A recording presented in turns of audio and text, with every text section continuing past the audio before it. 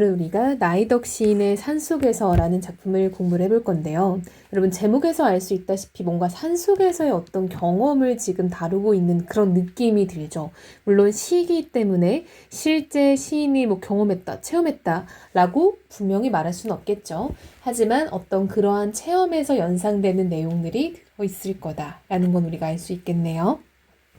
자세하고 해석하기 전에 먼저 한번 읽어보고 고민을 해보고 이 영상을 보는 것을 추천한다 라고 늘 말을 합니다. 자, 그럼 한번 들어가 볼게요. 길을 잃어보지 않은 사람은 모르리라. 터덜거리며 걸어간 길 끝에 멀리서 밝혀져 오는 불빛의 따뜻함을. 자, 여러분 보면요. 뭘 몰라요? 이것을 모른대요. 그래서 여러분 이게 지금 도치법인 거죠. 원래는 길을 잃어보지 않은 사람은 터덜거리며 걸어간 길 끝에 멀리서 밝혀져 오는 불빛의 따뜻함을 모르리라. 이렇게 되는 게 맞겠죠. 자, 그럼 보니까 어떤 사람인가 봤더니요. 길을 잃어보지 않은 사람은 모를 거래요. 여러분, 길을 잃어버린다라는 건요. 우리가 보통 어떤 시련이나 고난에 해당하는 거잖아요. 여러분들이 어딜 가는데 길을 잃어버리는 건 좋은 경험은 아니잖아요. 근데 시련과 고난을 겪어보지 않은 사람 이렇게 되겠죠. 그렇죠? 길을 잃어보지 않은 사람은요.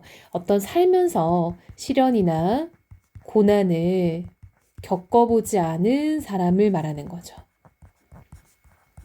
한마디로 삶이 정말 무탈하고 탄탄대로로 달려온 사람들은 모를 거래요. 뭐를요?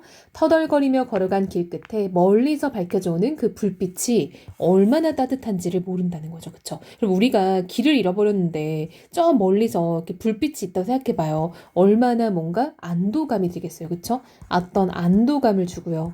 우리에게 길을 찾았다. 누군가를 발견했다라는 어떤 희망, 그리고 어떤 의지, 어떤 위로 이런 소재라고 볼 수 있겠죠.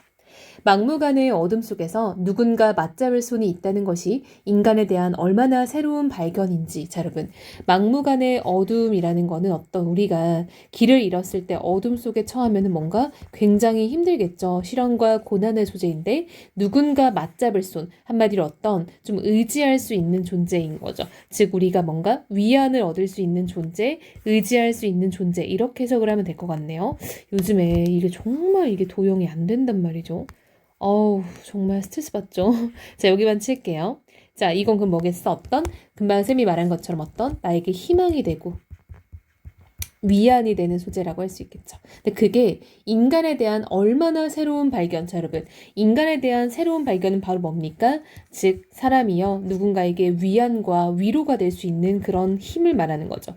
위로와 어떤 위안의 힘에 대한 이야기를 하고 있네요. 그건 역시 여러분 모를 거다라는 거죠. 여러분 사실 이것도 어떻게 보면은 길을 잃어보지 않은 사람은 막무가내의 어둠 속에서 누군가 맞잡을 손이 있다는 것이 인간에 대한 얼마나 새로운 발견인지 모를 것이다 라고 해서 이것도 사실상 여기에 들어가는 어떤 목적으로서의 도치라고 볼 수도 있겠죠.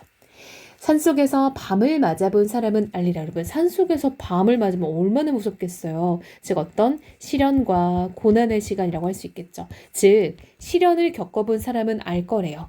그 산에 갇힌 작은 지붕들이 거대한 산줄기보다 얼마나 큰 힘으로 어깨를 감싸주는지 알게 될 거다라는 거죠. 역시 도치법이죠. 여러분 우리는요. 뭔가 거대하고 큰 것이 힘이 될 거라고 생각하는데요. 생각보다 작은 것들이 우리에게 힘이 되기도 한다라는 얘기를 하고 있는 거죠. 그래서 이 작은 지붕이 사실상 거대한 산줄기보다 우리에게 더 위로와 위안과 희망과 어떤 힘이 되는 존재다라는 거죠.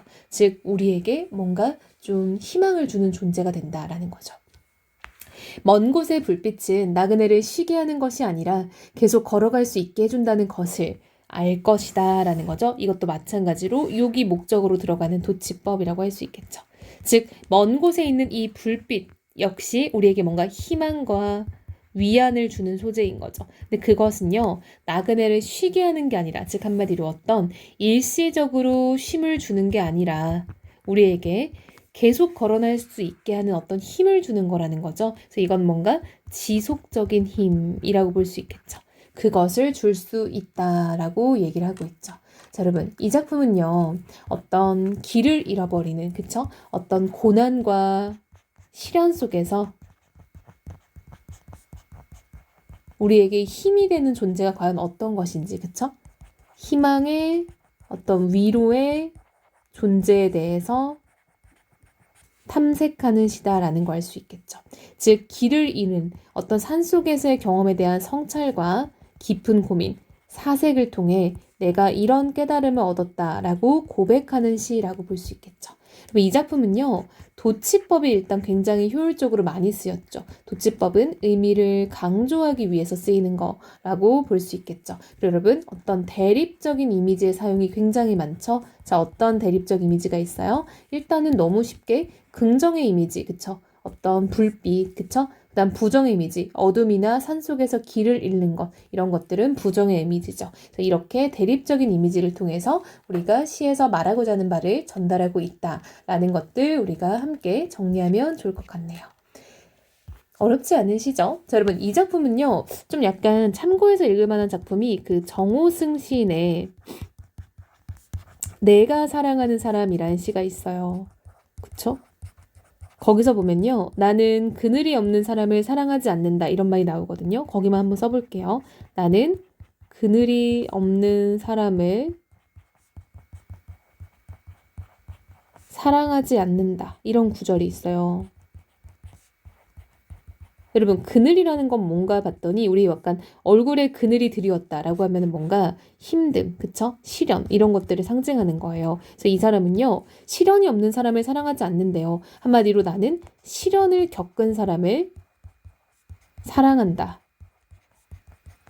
라는 어떤 발상이 들어있는 거잖아요. 즉 한마디로 고생을 해본 사람이 남에게도 위안과 위로가 될 수 있다. 이런 내용인 거죠. 그래서 이런 측면에서는 우리가 한번 이 시랑 같이 한번 엮어서 공부를 하는 것도 참 좋을 것 같아요. 그래서 한번 좀 이제 이 공부를 하는 친구들, 내신 범위에 들어간 친구들은 이것들을 좀 같이 보면 좋을 것 같네요.